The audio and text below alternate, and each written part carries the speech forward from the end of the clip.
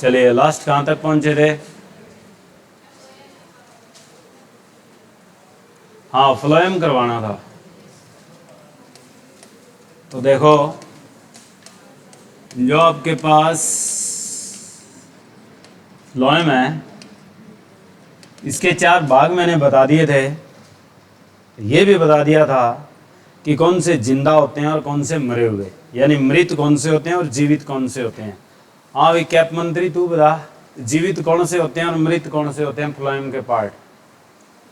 Cap एक नहीं लगा रखी है तूने, और किसी के कैप नहीं है।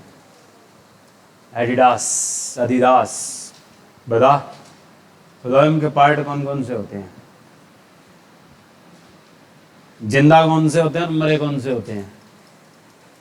नकल मार के नहीं बताने। हाँ तू बता, साथ में बैठे है, कौन से होते हैं? हाँ तू बता, अब्सेंट कहाँ था? ये तो बैठा ही था जो तेरे साथ खड़ा है। हाँ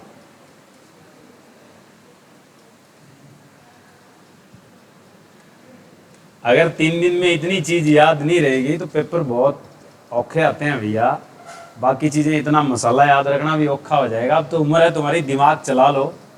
एक आपके पास होती है चालनी नलिका,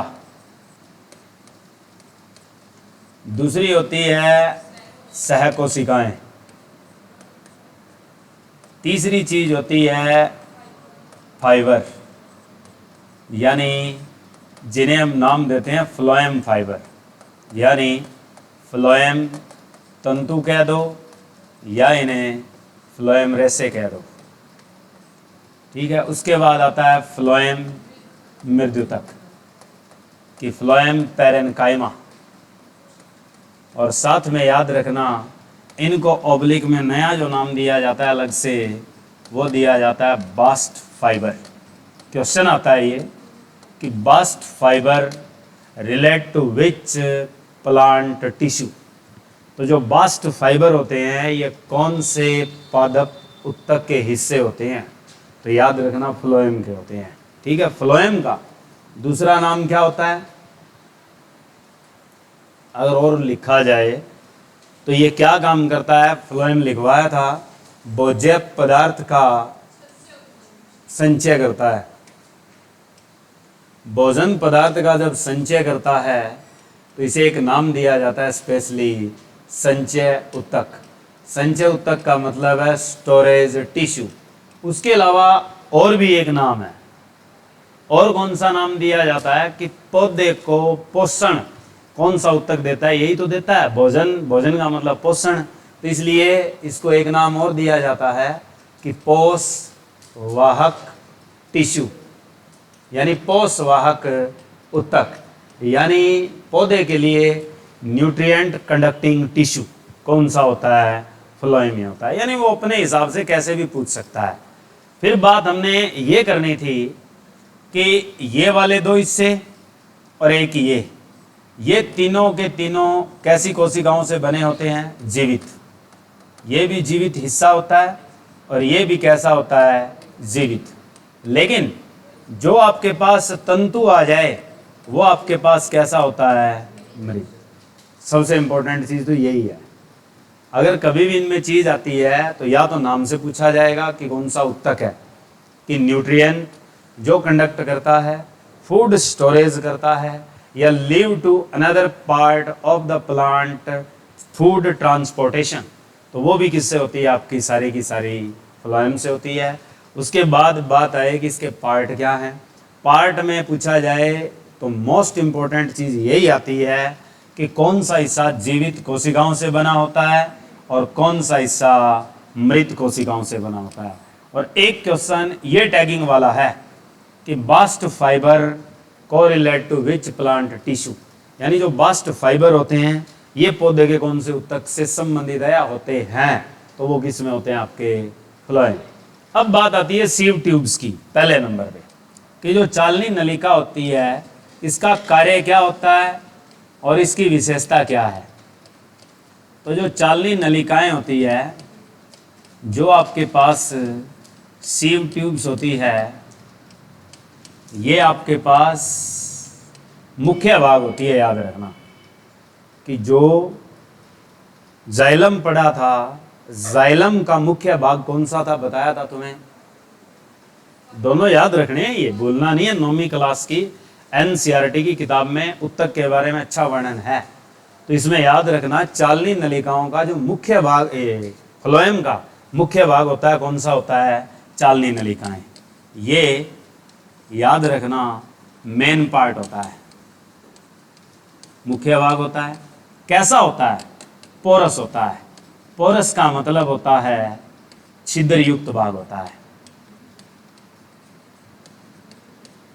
बस यही तो टैगिंग है इसकी, कि जो फ्लोएम की चालनी नलिकाएं होती है वो कैसी होती है? तुम्हें पता है छालनी, घर में हम आटा छानते हैं तो वो चारणी कैसी होती है? छिद्राली होती है, छिद्र नुमा होती है। तो इसलिए ये भी कैसी होती है? छिद्र युक्त होती है। अब इसकी कोशिकाएं कैसी होती है? यूं होती है। अब ये शेप आप लोगों को पता है कि कैसी है। इसके बीच यूं पट्टी लगी होती है और फिर से एक नई कोशिका आगे चलती है। ये पट्टियां यूं बनी होती है। इन पट्टियों को क्या कहा जाता है? इन्हें कहा जाता है चालनी पट्टिकाएं। तो क्वेश्चन कैसा बनता है वो याद करना है पहले तो। और इनमें जो आपके पास ये जो चालनी नलिकाएं हैं, ये कैसी नजर आ रही है तुम्हें? छिद्र युक्त। छिद्र युक्त का मतलब है इन सब में क्या होते हैं? छिद्र होते हैं। अब पहला पॉइंट है कि कोशिका का आकार कैसा होता है। तो कोशिकाएं जीवित तो तुम्हें पता ही है। तो कोशिकाएं कैसी नजर आ रही है तुम्हें? लंबी, नंबर 1। दूसरे नंबर पे है कैसी?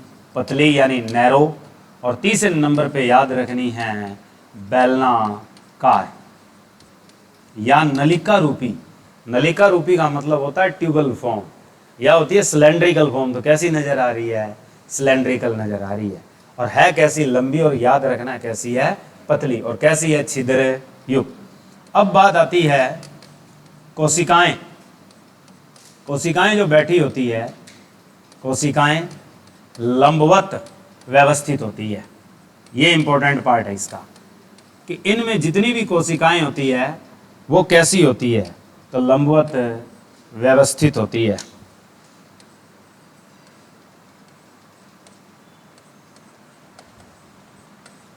लंबवत व्यवस्थित होती है यानी परपेंडिकुलर होती है। अब बात होती है ये बड़ा, क्योंकि ये याद ना हो कोई फर्क नहीं पड़ता, ये याद ना हो कोई फर्क नहीं पड़ता। तीसरा पॉइंट जो लिख रहे हैं, इसीलिए मैं कहता हूं कि जो पॉइंट ट्रिपल स्टार किया जाता है उस पर फोकस अच्छे से करना है। वो इंपॉर्टेंट क्वेश्चन का हिस्सा होता है कि दो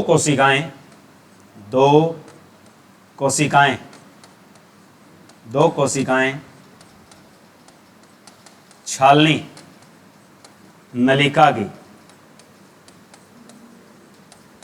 नलिका की किस से अलग होती है?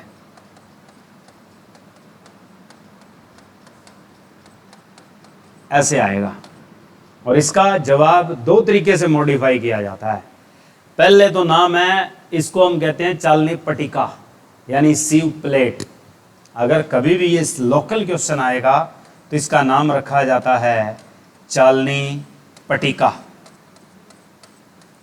यानी सीव प्लेट।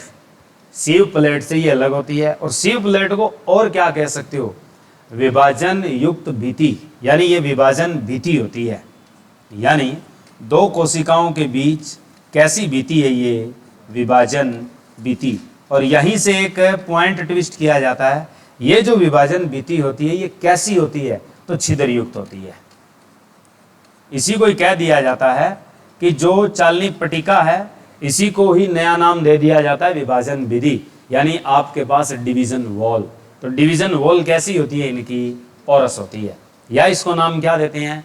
चालनी पट्टिका। चालनी पट्टिका एक ही हो तो एकल होती है, और बहुत सारी हो तो क्या कहते हैं? संयुक्त। अगर जो ये पट्टिका हमने लिख रखी है चालनी पट्टिका, अगर आपके पास कैसी हो? एकल, तो इसको नाम यही देना है सिर्फ चालनी पट्टिका ही, जब एक हो। और जब एक से ज्यादा हो तो इसे क्या कहते हैं? तो हम इसे संयुक्त नाम देते हैं, संयुक्त चालनी पट्टिका। ये तो हो गया हमारे पास इसकी विशेषता का रोल। बस क्वेश्चन यही है इसका मेन, और या इसका क्वेश्चन बनता है यहां से कि यानी ये भाग कैसा होता है, इतना याद रखना है। छोटा सा शब्द है पोरस। ठीक है, अब काम क्या करता है? काम जरूरी है। काम अभी बताया था कि ये पतियों से भोजन कहाँ लेके जाता है? संचय स्थान पर, और संचय स्थान से कहाँ लेके जाता है? बाकी भागों तक। तो यानी इसका मतलब एक ही काम इंपॉर्टेंट है, इसका एक ही शब्द से काम चल जाएगा, और जिसे हम क्या कहते हैं? भोजन स्थानांतरण। फूड ट्रांसपोर्टेशन करता है ये, बस बात खत्म। कहाँ से कहाँ करता है? पत्तियों से जो संग्रह सतल होता है, और संग्रह सतल या संचय सतल से कहाँ जाता है? पौधे के अन्य भागों तक। ये बस पॉइंट है। इसलिए एक टैगिंग ये है कि इसका मुख्य काम क्या है। ये तो छोटी क्लासों में आ जाता है, नौवीं में अच्छे से पढ़ते आए हो कि पौधे में भोजन को लेके जाने वाला कौन सा उत्तक होता है, कौन सा टिश्यू होता है, या फूड ट्रांसपोर्टेड टिश्यू कौन सा होता है, तो वो कौन सा होता है? फ्लोएम होता है। और ये काम मुख्य कौन निभाता है? इसमें चालनी नलिका निभाती है। अब एक पॉइंट और याद रखना कि ये आपके पास आरोहण और अवरोहण दोनों होता है। याद रखना, आरोहण प्लस कैसा होता है? अवरोहण। इसका मतलब अगर हम लिखें तो ये नीचे की तरफ भी जाता है और कहाँ जाता है? ऊपर की तरफ, यानी दोनों दिशाओं में चालन करता है। इसका मतलब ये है कि बोथ साइड प्रोपागेशन होता है इसमें। इसमें जो कंडक्टिंग होती है वो बोथ साइड कंडक्टिंग होती है, यानी ये एक ऐसा टिश्यू है जो दोनों दिशाओं में चालन करता है। और जो जाइलम होता है वो केवल एक दिशीय होता है। ये कैसा होता है? द्विदिशीय, यानी बोथ साइडल होता है। बोथ साइडल टिश्यू कौन सा होता है? प्लांट में कभी भी पूछे तो जवाब देना है तुमने फ्लोएम, कि जो दोनों दिशाओं में कंडक्ट करता है। और अगर पूछे कि केवल एक दिशा में जो संवहन करता है वो कौन सा होता है? सिर्फ जाइलम होता है। ठीक है, उसके बाद नंबर 2 हिस्सा इसका कौन सा था? वो था आपके पास सहकोशिकाएं। सहकोशिकाएं आपके पास कहाँ होती है और कैसी होती है? तो ये आपको बता दिया। नंबर 1 क्या होती है? ये जीवित। प्लस इंपॉर्टेंट पॉइंट क्या है कि जिन कोशिकाओं से चालनी नलिकाएं बनती है उन्हीं से कौन सा हिस्सा बनता है? सहकोशिकाएं बनती है। कि यानी चालनी नलिकाओं की ही, नलिकाएं की ही कोशिकाएं हैं ये, यानी उसी से अलग हुई है, वहीं रहती है। इसका मतलब जगह कौन सी होती है इनकी? फ्लोएम में लोकेशन कहाँ होती है? तो आपने याद रखना है चालनी नलिका के पार्श्व में। चालनी नलिका के कौन से भाग में रहती है? पार्श्व। पार्श्व भाग कौन सा होता है? लेटरल, यानी उसी के साथ खड़ी रहेगी। कैसी खड़ी रहेगी? पीछे के जो हिस्से में आपने बना रखी है इसी में बना दो।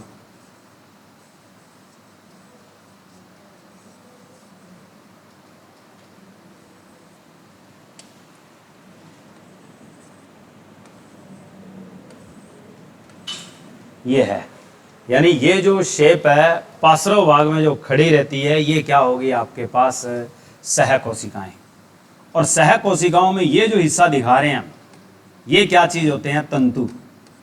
याद कर लेना, इन्हें कहते हैं हम फाइबर। और इसके साथ एक संरचना और जुड़ी होती है यहाँ पे जो आपके पास जीवित होती है, और ये वाला भाग क्या कहलाता है? ये होता है फ्लोएम मृद्युतक। ऐसे, यानी चालनी नलिकाओं के पार्श्व भाग में कौन बैठी होती है? सहकोशिकाएं।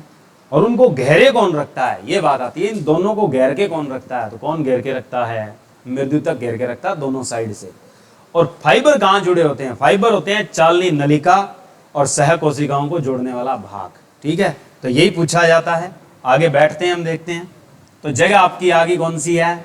चालनी नलिका के पार्श्व में। अब बात आती है कार्य क्या है? कार्य है कि जो चालनी नलिकाओं की जैविक क्रियाएं होती हैं उनको नियंत्रित करता है। चालनी नलिकाओं की जैविक क्रियाएं, कि जो चालनी नलिकाओं की जैविक क्रियाएं हैं, जैविक क्रियाएं नियंत्रित करती है, यानी vital processes of sieve tubes to be controlled by which part of the phloem, तो वो कौन सी होती है? कंपेनियन सेल होती है। अच्छा, दूसरा खास रोल क्या है, कौन से पौधों में मिलती है? तो याद रखना मोस्ट इंपॉर्टेंट पार्ट है ये कि ये ज़्यादातर कौन से पौधों के भाग होते हैं? तो ये पुष्पीय पादप में मिलती है, पुष्पीय पादप में।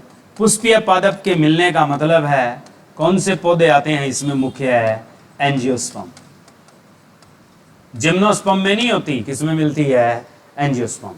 तो याद रखना कि ये खास तौर पे कौन से पादप का भाग होता है? फ्लोएम में। तो ये जो सह कोशिकाएं फ्लोएम में मिलती है, उन पौधों में मिलती है जो क्या धारण करते हैं? आपके पुष्प। पुष्प धारण करने वाले मुख्य पौधे कौन से माने जाते हैं? एंजियोस्पर्म, यानी एक बीजपत्री और द्विबीजपत्री दोनों। ठीक है, ये इंपॉर्टेंट भाग हुआ हमारा किसका? सह कोशिकाओं का, जिसका कोई रोल नहीं है, बस एक आधा कभी पॉइंट पूछ लिया जाता है। उसके बाद नंबर 3 कौन सा है? मृद्युतक पढ़ लो पहले, यानी फ्लोएम मृद्युतक, जिंदा जिंदा, तो फ्लोएम मृद्युतक। अब फ्लोएम मृद्युतक की कहानी पूछी जाए तो ये भी कैसी कोशिकाओं से मिलकर बना है बताने की आवश्यकता नहीं है, कैसा होता है? जीवित होता है। ठीक है। अच्छा, उसके बाद इसकी जगह पूछी जाए तो ये क्या करता है? फ्लोएम के बागों को घेरता है। किस में घेरता है? बात तो ये है, ये खास तौर पे द्विबीजपत्री में होता है, एक बीजपत्री में नहीं होता। ये भी याद रखना है कि फ्लोएम के बागों को घेरता है किस में? ये पॉइंट इंपॉर्टेंट है, द्विबीजपत्री यानी डाइकोटिलेडन्स में होता है। मोनोकोटिलेडन्स में इसकी कोई जगह नहीं है, यानी मोनोकोट्स में नहीं होता, डाइकोट में मिलता है सिर्फ। तो याद रखना सिर्फ कहाँ मिलता है आपको? डाइकोटी में मिलता है।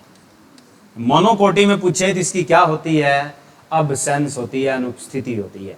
तो यही पॉइंट होते हैं कि जो फ्लोएम मृद्युतक है कौन से पादप उत्तक के फ्लोएम में नहीं मिलता, यूं पूछता है तो कौन से में नहीं मिलेगा? एक वर्ड आएगा एंजियोस्पर्म में नहीं मिलता, दूसरा आएगा एक बीजपत्री में नहीं मिलता, फिर आएगा द्विबीजपत्री में नहीं मिलता, चौथा ऑप्शन आएगा सभी में नहीं मिलता। तो आपने जवाब क्या याद रखना है? किस में नहीं मिलता? तो मोनोकोटी एक बीजपत्री में नहीं मिलता, मिलता है तो किस में मिलता है? द्विबीजपत्री में मिलता है। ये इसकी टैगिंग है। अब बात आती है इसका काम क्या है? कार्य है इसका जल और प्लस भोजन संग्रहण, कि जल और भोजन संग्रहण में योगदान करता है। पहला पॉइंट, मुख्य जो काम है वो सबसे धाकड़ है कि ये भोज्य पदार्थ को, जो आगे वाली चीज लिख रहा हूं ये खास इंपॉर्टेंट है कि भोज्य पदार्थ को मेडुलरी रे यानी मध्यस्थ किरणों तक पहुंचाता है। कि जो आपके पास भोज्य पदार्थ को कहां तक पहुंचाता है? ये अंदर के हिस्से तक लेके जाता है। कौन से हिस्से में पहुंचाता है? मेडुलरी रे तक पहुंचाता है। ये इसका मुख्य काम है और इसका कोई रोल नहीं है। चौथा पॉइंट जो हमने पढ़ना है वो आपके पास फ्लोएम तंतु। इसका सबसे खास पॉइंट यही है, इसको किस नाम से जाना जाता है? अभी बताया था, इसको हम किस नाम से जानते हैं? Bast fibre. ये इसका इंपॉर्टेंट क्वेश्चन है एक तो। दूसरा हम अच्छे से पहचानते हैं इसे, ये कैसा होता है? मृत। बात खत्म। यानी मृत जो चीज होती है वो कौन से ऊतकों का रूप होती है? पूछा जाता है जो कोशिकाएं चाहे तो हो जाइलम में और चाहे हो फ्लोएम में, जो मृत रूप होते हैं ये ज्यादातर कैसे होते हैं? सक्लेरेन काइमेट्स। कैसे होते हैं? सक्लेरेन काइमेट्स। तो आपके पास सक्लेरेन काइमेट्स, यहाँ क्यों ले? अरे वहीं रख दे, यहाँ बोल रहा हूँ, अरे यहाँ बोल रहा हूँ, काम खराब हो जाएगा। तो स्क्लेरेन काइमेट्स कोशिकाओं की बनी होती है। नहीं तू ही चौपड़ दे, वेट क्या करना है, हैं? तो ये स्क्लेरेनमेटिक कोशिकाओं का बना होता है। काम क्या है इसका, कार्य अगर पूछे, कार्य पूछे तो याद रखना है यांत्रिक सहारा। क्योंकि आपको पता है जो मृदुतक वाली चीजें, दृढ़ उत्तक वाली चीजें होती है वो क्या प्रदान करती है, मैकेनिकल सपोर्ट ही करती है। बस बात खत्म, इतनी कहानी थी किसकी, आपके पास फ्लोएम की। लेकिन ज्यादातर आपने याद क्या रखना है, ये वाली चीज याद रखनी है। एक तो ये पॉइंट बनता है आरोहण और कैसा होता है अवरोहण। बोथ साइडल होता है। ये बोथ साइडल का मतलब दोनों दिशाओं में काम करता है। और जाइलम कितनी दिशा में काम करता है, एक। बस ये पॉइंट फिक्स कर दो। फिर ये कैसे पादप के हिस्से होते हैं ऐसे याद रखने हैं। जैसे सह कोशिका का जरूर आता है कि ये कौन से पौधों का भाग होता है फ्लोएम में, तो याद रखना पुष्पीय। पुष्पीय में क्या आएंगे, एंजियोस्पर्म दोनों, यानी एक बीजपत्री और द्विबीजपत्री दोनों होते हैं। लेकिन आगे वाला इससे इंपॉर्टेंट हो जाता है कि ये वाला जो भाग है ये सिर्फ कौन से कोटिलेडन्स में होता है, सिर्फ डाइकोटिलेडन्स में होता है, मोनो में नहीं होता। उसके बाद ये जो पूछा जाता है ये दो पे ही आता है, या तो ये क्या है बास्ट फाइबर, या ये क्या है, बात खत्म। ठीक है, इतना रोल तो हुआ। इसके बाद जो इंपॉर्टेंट बात आती है, अब बात आती है स्त्रावी उत्तक। ये उत्तक तो तुमने पढ़े हैं, 9वीं 10वीं तक अच्छे से पढ़ के आए हो। उसके बाद जो चीज एनसीईआरटी में एक कॉलम बना होता है उसमें बताया होता है हाइडेथोडस, नेक्ट्रीज, इन चीजों के बारे में, लैक्टिफेरस। यानी जैसे आप लोगों ने पढ़ा है कि रबड़ कहाँ से प्राप्त होता है, तो रबड़ कहाँ से प्राप्त होता है, रबड़ पढ़ते आए हो, तो रबड़ कहाँ से प्राप्त होता है। और भारत में रबड़ पैदा करने वाले अग्रणी राज्य कौन से हैं, सबसे पहले रबड़ के पौधे कहाँ मिले थे, हम जो लेके आते हैं ये कौन से रबड़ के प्लांट है, सेक्रेटरी टिश्यू। जो आपके सेक्रेटरी टिश्यूज हैं ये आपके पास कौन से होते हैं, दो तरह के होते हैं। एक होते हैं आपके बाह्यस्त्रावी और एक होते हैं अंतःस्त्रावी, यानी एक्सटर्नल सेक्रेटेड। एक्सटर्नल सेक्रेटेड होते हैं और एक होते हैं अंतःस्त्रावी। अंतःस्त्रावी का मतलब है इंटरनल। इंटरनल और एक्सटर्नल सेक्रेशन टिश्यू दो प्रकार के हैं, ये स्त्रावी उत्तक हैं। ये जो दोनों के दोनों बने होते हैं, कैसे कैसे होते हैं और कितने प्रकार के होते हैं। जैसे रबड़ प्राप्त होता है तो इन दोनों में से किस टिश्यू से मिलता है, सीधा पूछ ले तो इन दोनों में से रबड़ पौधे में कहाँ आता है, टाच मार दी जाती है कुल्हाड़ी से और रबड़ कहाँ निकलता है, बाहर। इसका मतलब रबड़ आपके पास कैसा है, बाह्यस्त्रावी। ठीक है, ऐसा ही होना चाहिए पर ऐसा नहीं है। ठीक है, क्योंकि हमने टांच मार दी, रबड़ तो बाहर आ रहा है, हम कह देते हैं कैसा होना चाहिए, बाह्यस्त्रावी ही होना चाहिए, पर ऐसा नहीं है। रबड़ कैसा होता है, अंतःस्त्रावी उत्तक से प्राप्त होता है। ठीक है, यही जवाब है। खेल ये अजीब है। पहले इनके टाइप लिख लो दोनों के।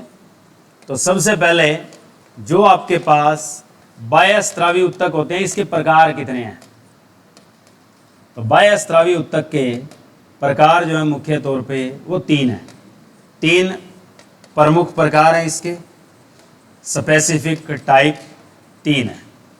नंबर एक जो पढ़ी जाती है वो आपके पास ग्लैंडुलर ट्राइकॉम्स। ग्लैंडुलर ट्राइकॉम्स।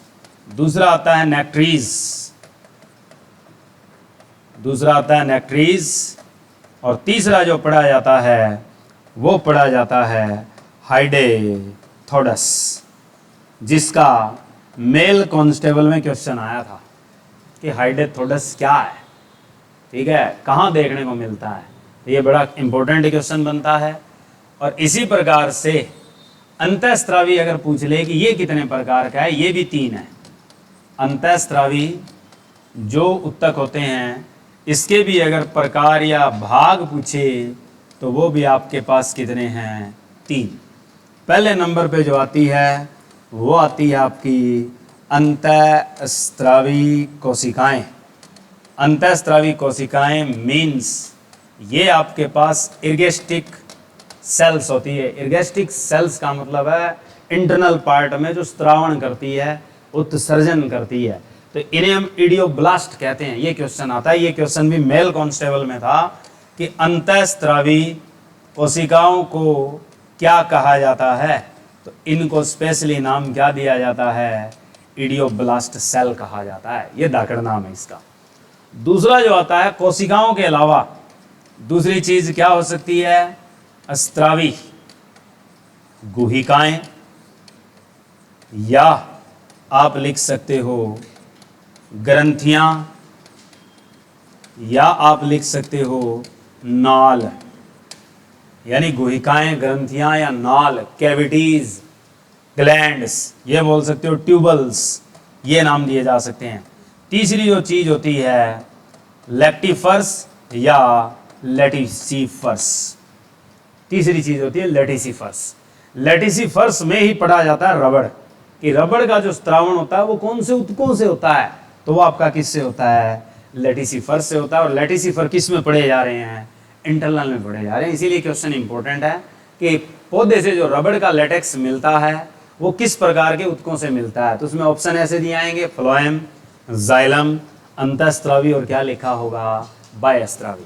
तो आपका आंसर क्या होगा, अंतःस्रावी होगा, क्योंकि रबड़ तो बाहर मिल रहा है, लेकिन उसका जो प्रिपरेशन फॉर्मेशन है, जो लेटेक्स आता है, वो कैसे हिस्से से स्रावित होता है, अंतः से होता है, हम फुटा के निकालते हैं।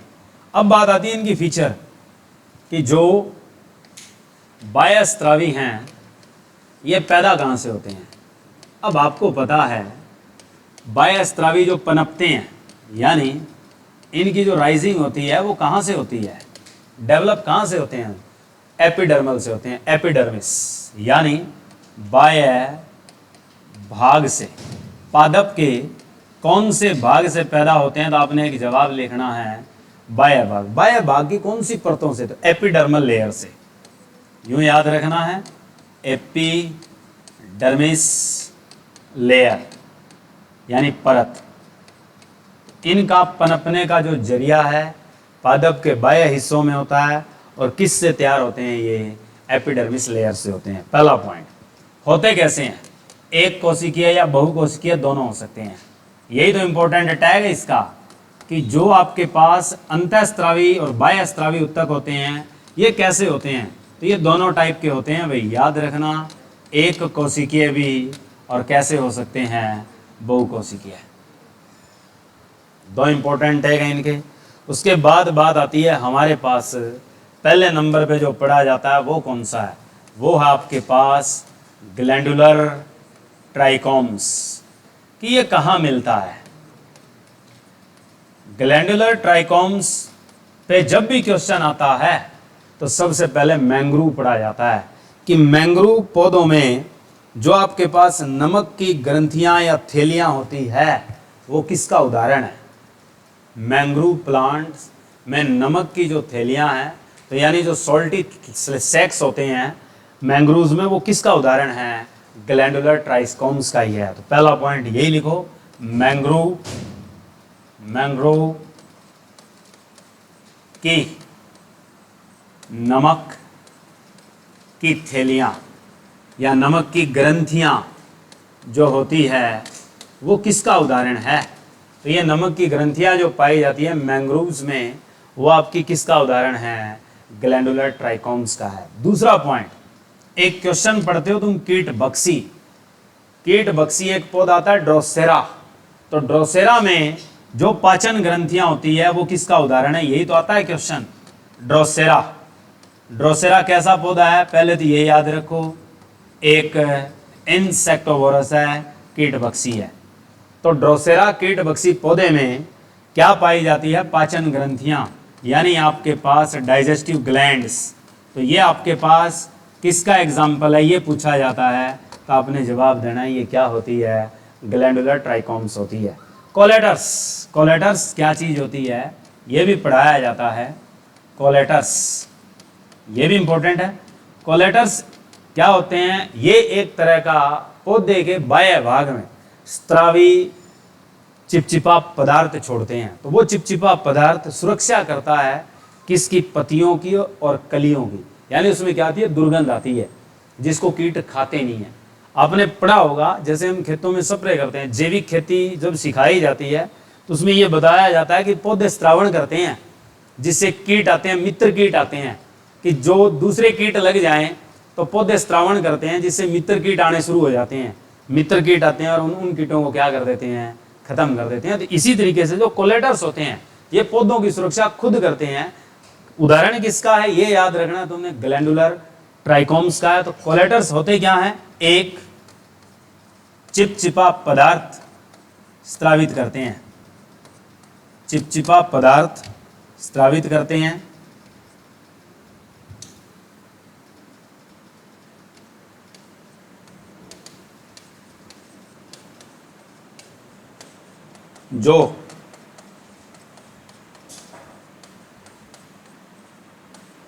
जो पादप पत्तियों और कलियों की सुरक्षा करता है। यानी पादप की जो पत्तियां और जो कलियां हैं उनकी क्या करता है? सुरक्षा, कलियों की सुरक्षा करता है, गार्डनिंग करता है।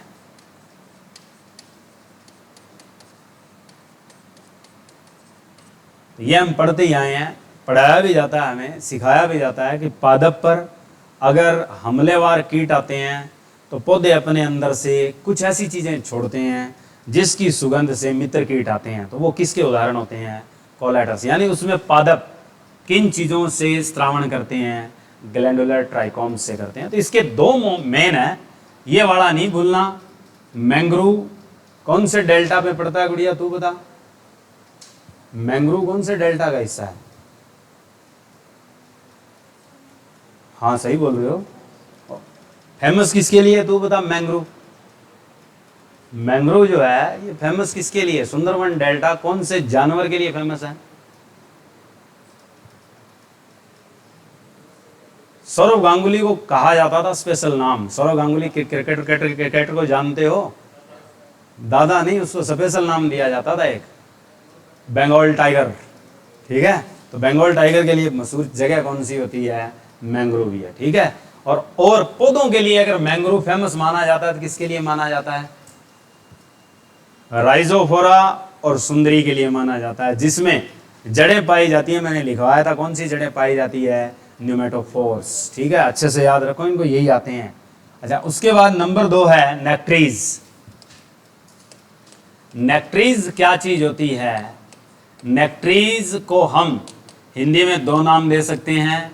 इसे कह सकते हो मकरंद, या इसे पुष्प से निकलने वाला कौन सा भाग कह सकते हैं? अमृत। ठीक है, नेक्ट्रीज जो है ये पुष्प और अपुष्प के अतिरिक्त भाग से निकलने वाली चीज होती है। ये होता क्या है, क्या काम है इसका?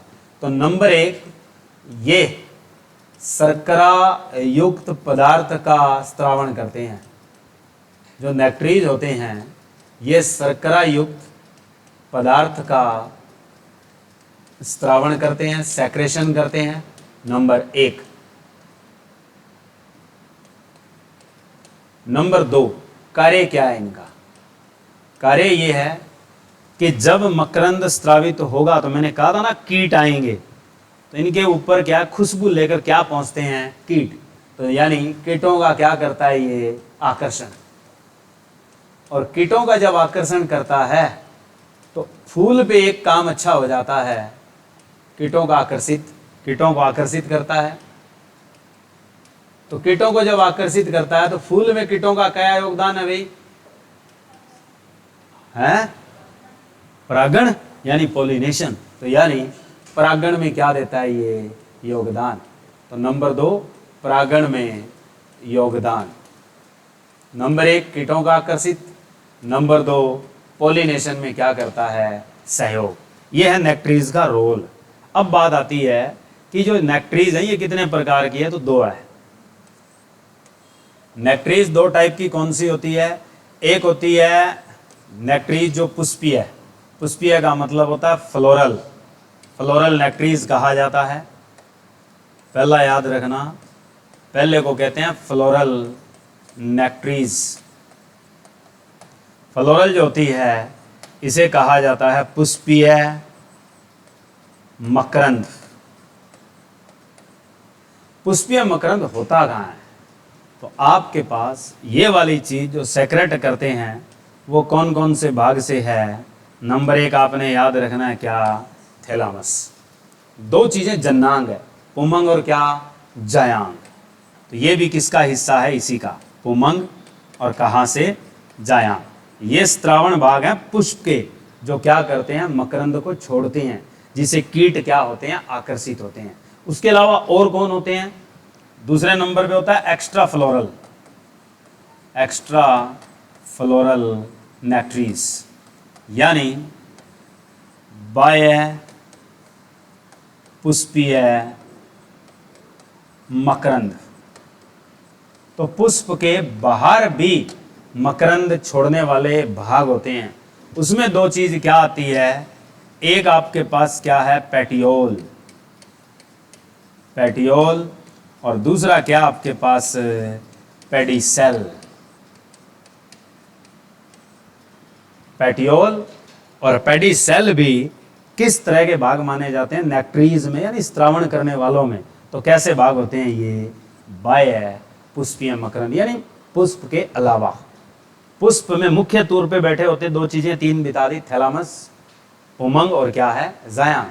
और उस हिस्से को छोड़कर जो बाकी भाग हैं, पेटियोल और कहाँ? पेडिसेल, इनमें भी क्या है? मकरंद छोड़ा जाता है। वो कौन कहलाते हैं आपके पास? Extra floral नेक्ट्रीज। तो ये 2 टाइप की थी नेक्ट्रीज। याद रखना क्या काम करती है और रोल क्या है इनका। उसके बाद आता है नंबर 3। नंबर 3 क्या था आपके पास? हाइडेथोडस। ये सबसे धाकड़ है। आप लोगों ने वाष्पोत्सर्जन पढ़ा होगा पौधों में, ट्रांसपायरेशन पढ़ी होगी, उत्सवेदन पढ़ा होगा। तो पौधे क्या है, कई बार जब सुबह सुबह आप देखते हो तो पत्तियों के आगे बूंद के रूप में पानी आया होता है। उस प्रक्रिया का नाम क्या होता है? कि जब पौधे पत्तियों के द्वारा बूंद के रूप में पानी का स्त्रावण करते हैं, जल स्त्रावण करते हैं, जल को बाहर निकालते हैं, उसका वाष्पोत्सर्जन करते हैं, उसे क्या बोलते हैं? है तो ट्रांसपायरेशन, उसका नाम क्या है ये पूछता है अगला। उसे बोलते हैं ग्यूटेशन, और हिंदी में बोलते हैं बिंदु स्त्रावण। ये इसी का ही रोल है। इस पे यही क्वेश्चन आता है कि जो पौधों की पत्तियों में ग्यूटेशन या जो बिंदु स्त्रावण होता है किसकी सहायता से होता है? उसका नाम क्या है? हाइडेथोडस। ठीक है, हाइडेथोडस है क्या? कि पत्तियों का आंतरिक उत्तक है। ये पत्तियों में एक तरह का आंतरिक उत्तक है, क्योंकि आप उत्तक ही तो पढ़ रहे हो। ठीक है, तो ये कैसा उत्तक है? पत्तियों के आंतरिक भाग में पाया जाता है। मुख्य काम क्या है इसका? एक पॉइंट ये भी याद रखना, इनमें अंतरकोशिकीय स्थान पाया जाता है। इनमें जो है इंटरसेल्युलर स्पेस अच्छा पाया जाता है, अंतरकोशिकीय स्थान पाया जाता है। ये क्या काम करते हैं? जल स्त्रावण में योगदान देते हैं। कि पत्तियों से जल स्त्रावण में योगदान देते हैं, इसलिए इनका नया नाम रखा जाता है। इनको जल रंध्र भी कहा जाता है, हाइड्रोस्टोमेटा भी कहा जाता है। जब ये जल स्त्रावण में काम करते हैं तो इन्हें जल रंध्र भी कहा जाता है। जब जल रंध्र कहा जाता है तो इनके लिए स्पेशल टैग भी बनता है। इन्हें स्पेशली जीवित कोशिकाओं से जब बने होते हैं तो इन्हें हम एपिथेम भी कहते हैं। तो यही क्वेश्चन आता है, एपिथेम क्या है? तो ये जीवित कोशिकाओं से निर्मित होते हैं।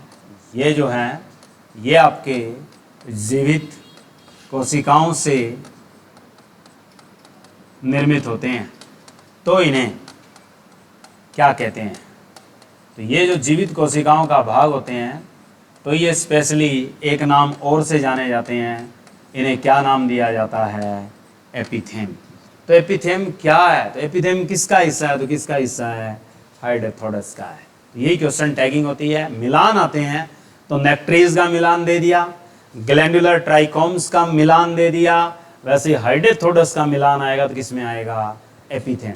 नेक्ट्रीज का आएगा तो फ्लोरल और एक्स्ट्रा फ्लोरल में दे देगा, और जो ग्लैंडुलर ट्राइकोम्स में आएगा उसमें आपके दो मेन रोल अदा करते हैं, ड्रोसेरा और दूसरा है मैंग्रूव। मैंग्रूव की नमक ग्रंथियां या थैलियां, और ड्रोसेरा की कौन सी आएगी चीज, पाचन ग्रंथियां, डाइजेस्टिव ग्लैंड्स, ये पूछी जाती है। तो ये मिलान आते हैं, तो ये आपने याद रखने हैं। और इसका मुख्य जो भाग है पादप पतियों में, वो कौन सी प्रोसेस करता है, तो याद कर लो, ग्यूटेशन। यानी आपके पास ग्यूटेशन कैसी प्रक्रिया है, ग्यूटेशन एक वाष्पोत्सर्जन है, यानी ट्रांसपायरेशन है। कि ये जो ट्रांसपायरेशन है ये किस रूप में होता है, ये बिंदु स्त्रावण होता है। यानी पादप पतियों से जल का जो स्त्रावण होता है बूंद के रूप में होना क्या कहलाता है, ये ट्रांसपायरेशन आपका ग्यूटेशन कहलाता है। और जब हम पौधे की प्रकाश संश्लेषण क्रिया के बाद श्वसन प्रक्रिया पढ़ेंगे, उसके बाद वाष्पोत्सर्जन आएगा। तो ये खास प्रक्रिया है, मोस्ट इंपॉर्टेंट प्रोसेस है, ग्यूटेशन पूछा जाता है। ठीक है, तो ये आता है ग्यूटेशन क्या है, तो एक तरह से क्या है, ट्रांसपायरेशन। ठीक है, उसके बाद नंबर 2 पे भाग था अंतःस्रावी उत्तक। कि जो अंतःस्रावी उत्तक हैं ये आपके पास किससे बने होते हैं, तो ये इंटरनल सेल से बने होते हैं, एक कोशिकीय या क्या होते हैं, बहुकोशिकीय। यानी अंतः कोशिकाओं से बने होते हैं। वो बाहरी कोशिकाओं में थे, ये ज़्यादातर अंतः कोशिकाएं निर्मित करती है, नंबर 1। नंबर 2 वही याद रखना है, एक कोशिकीय या क्या हो सकते हैं, बहुकोशिकीय। यानी एक कोशिका या आपके कैसे होते हैं, बहुकोशिका से बने होते हैं। तो एक कोशिकीय प्लस बहुकोशिकीय हो सकते हैं। तो ये आपके पास एक कोशिकीय और बहुकोशिकीय हो सकते हैं। इनको कोई नहीं पूछता, मेन चीज होती है इनके पॉइंट, पार्ट जो है आगे। इसके कितने भाग लिखे हैं आपने, 3 वाले में से सबसे पहला है, उस पर एक क्वेश्चन आता है तो वो उपनाम से आता है।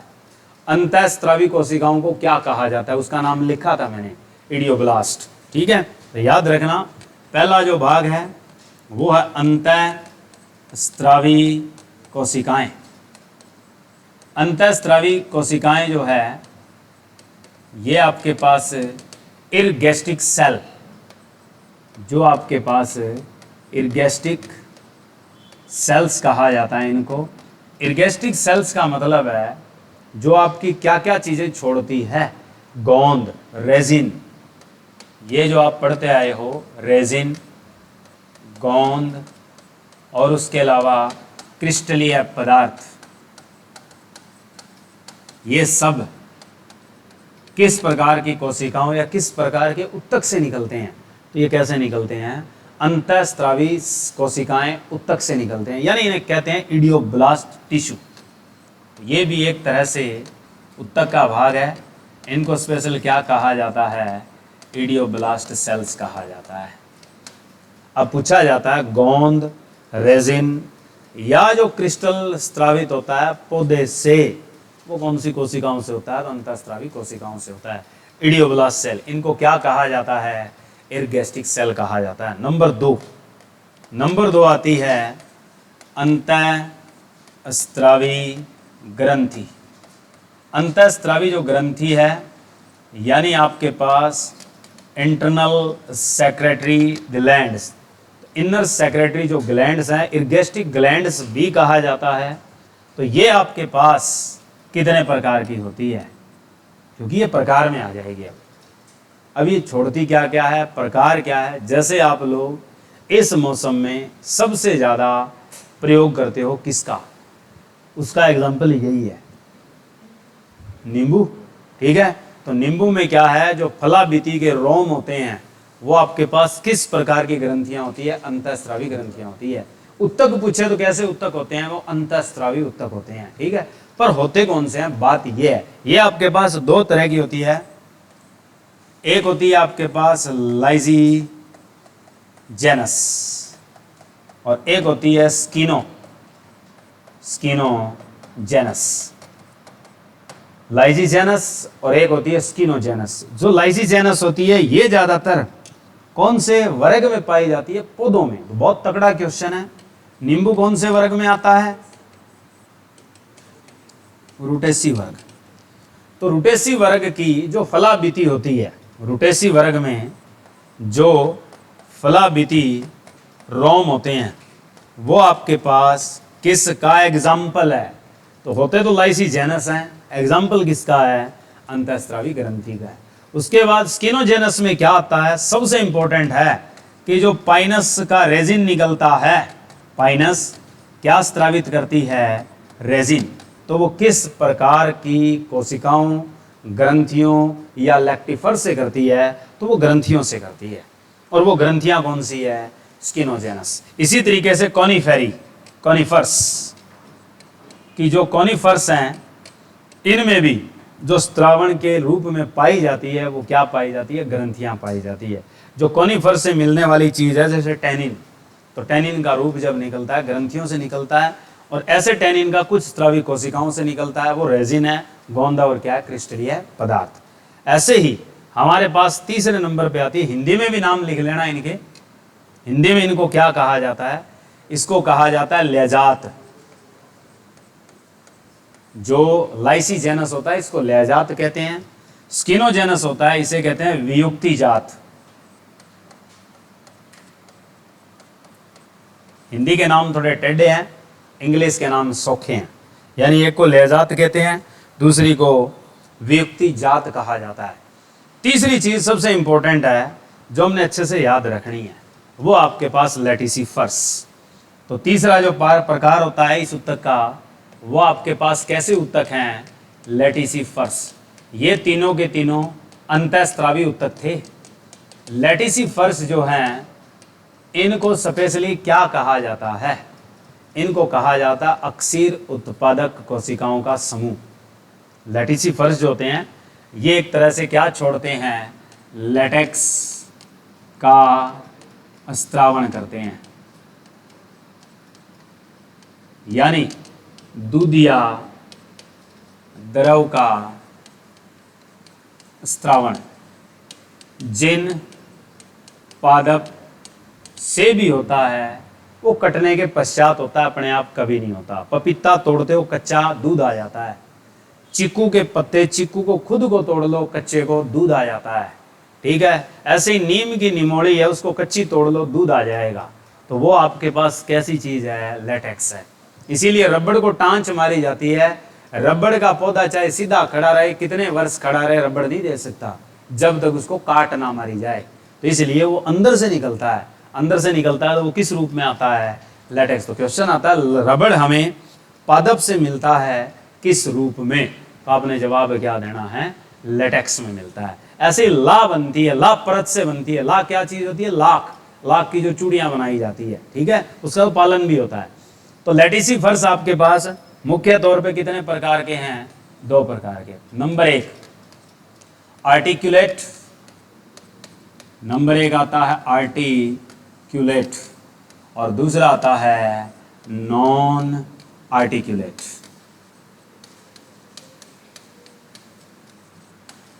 जो आपके पास नॉन आर्टिकुलेट होते हैं ये कोशिकीय लेटेक्स होते हैं। कोशिकीय का मतलब होता है एक कोशिका वाले। और ये जो होते हैं, जो आर्टिकुलेट होते हैं, इन्हें हम क्या कहते हैं? यौगिक लेटेक्स। आर्टिकुलेट आगे चल के 2 भागों में आ जाएगा। एक आपके पास एनास्टोमोजिंग और एक होता है नॉन एनास्टोमोजिंग।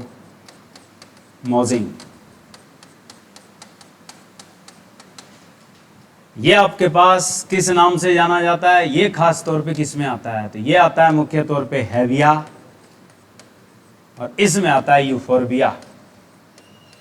ये पढ़े जाते हैं, क्वेश्चन आया हुआ है। यूफोर्बिया और हेविया किसके उदाहरण हैं? तो आर्टिकुलेट के हैं, ठीक है। और आपके पास कोशिकीय लेटेक्स आए तो कैसे होते हैं? Non articulate. इनको कहते हैं तो कहते क्या है? संधित। हिंदी में आर्टिकुलेट होता है संधित और ये होता है असंधित।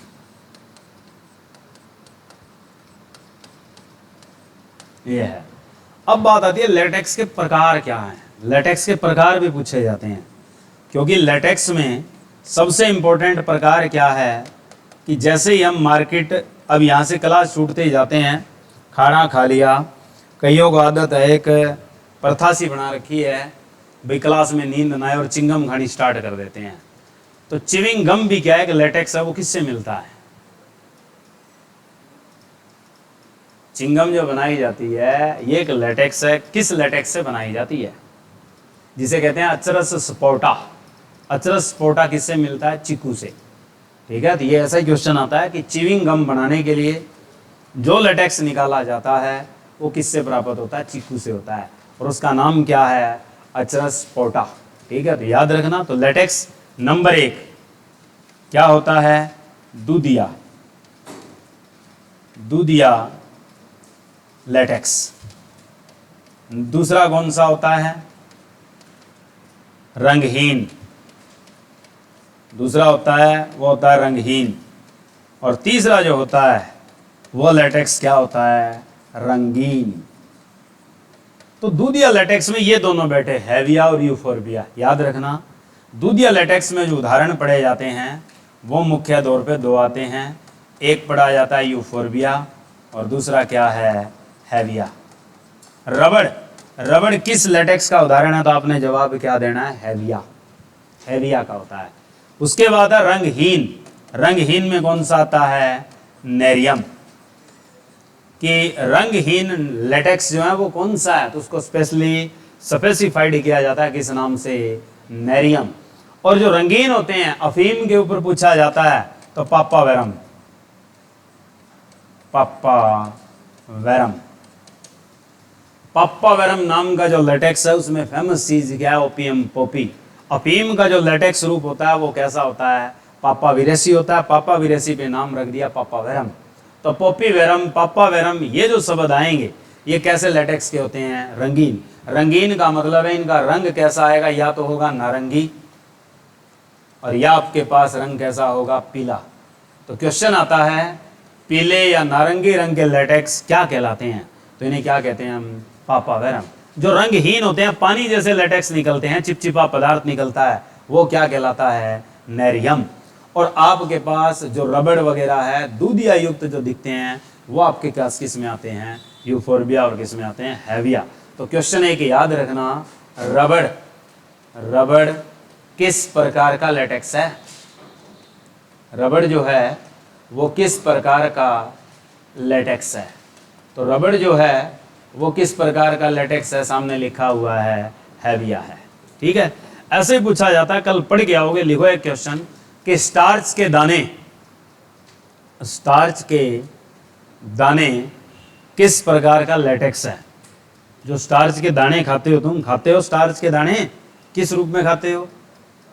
स्टार्च खाते हो साबूदाना की जो खीर बना के खाते हो तुम घर पे, ठीक है। वो स्टार्च के दाना कौन से लेटेक्स का रूप होती है? ये पढ़ के आना, अपने जवाब दोगे कि स्टार्च के दाने किस प्रकार का लेटेक्स है, ठीक है। दूसरा मैंने बता दिया कि चिविंग गम किस के लेटेक्स से प्राप्त की जाती है? तो चीकू के लेटेक्स से। और चीकू के लेटेक्स को क्या कहा जाता है? अचरस। याद रख लेना, अचरस सपोर्टा। अचरस जो स्पोर्टा है ये आपके पास चीकू से प्राप्त किया जाता है और इसी से क्या बनाई जाती है? Chewing gum. च्युइंग गम जो बनाई जाती है वो किससे बनाई जाती है? अचरस स्पोर्टा से बनाई जाती है। प्राप्त किससे होता है? चीकू से। ऐसे ही कैरिका आता है। कैरिका किससे मिलता है? लिख लो, कैरिका लेटेक्स। कैरिका जो है ये वाला लेटेक्स किससे प्राप्त होता है? ये भी आपके पास दूधिया रूप होता है, हल्का पीलापन होता है इसमें, और किस से मिलता है? तो पपाया पपीते में होता है।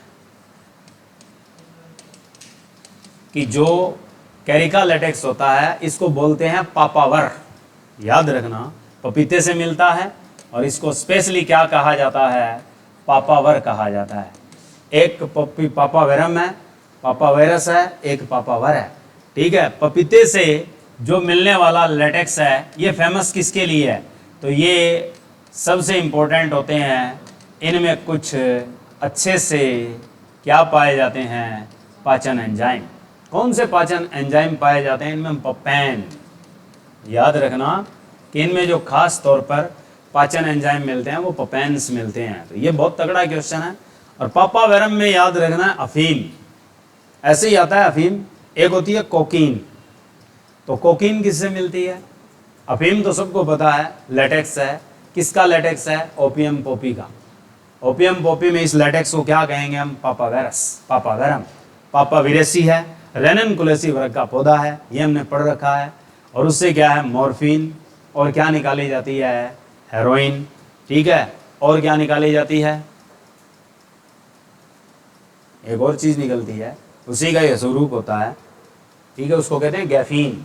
ठीक है, ये सारे के सारे, और उसी का मॉडिफाइड रूप जो आज के मार्केट में मिलता है वो होती है कोडीन। याद रखना, कोडीन भी एक दर्द निवारक है जो उनके समतुल्य बनाई गई है। तो ये लेबोरेटरियन है और उसमें आपके पास दर्द निवारक एनाल्जेसिका ही है, मैंने बता रखी है। मॉर्फिन भी होती है, गैफीन भी होती है, कोडीन भी होती है, हेरोइन भी होती है। हेरोइन वर्ल्ड की बेस्ट है। उसके बाद आती है कोकीन। कोकीन किससे मिलती है? ये भी एल्केलॉइड है और कोकीन भी एल्केलॉइड है। एल्केलॉइड का मतलब है कि एक तरह से उप अक्षार होते हैं। कोकीन होती है वो ट्रोपेन एल्केलॉइड्स है। क्वेश्चन आता है ट्रोपेन एल्केलॉइड्स कहाँ के अक्षेत्र से प्राप्त की जाती है? दक्षिण अमेरिका का पौधा है ये। और ये पौधा कौन सा होता है? Erythroxylum Coca. उसके कहाँ से प्राप्त होती है? पत्तियों से होती है कोकीन। और एक सफेद रंग का क्रिस्टल होता है। और किस पे अटैक करता है? सीधा लेते ही लिया कैसे जाता है? तुम देखते हो ना फिल्मों में ड्रग्स सूंघी जाती है नाक से, तो वो यही कोकीन ही होती है ड्रग्स। ठीक है, वर्ल्ड वाइड बहुत फेमस है। वो सीधा अटैक करती है कहाँ? नर्व सिस्टम पे। नर्व सिस्टम को ब्लॉक करती है। ये लो आज के कितना है वो पढ़ के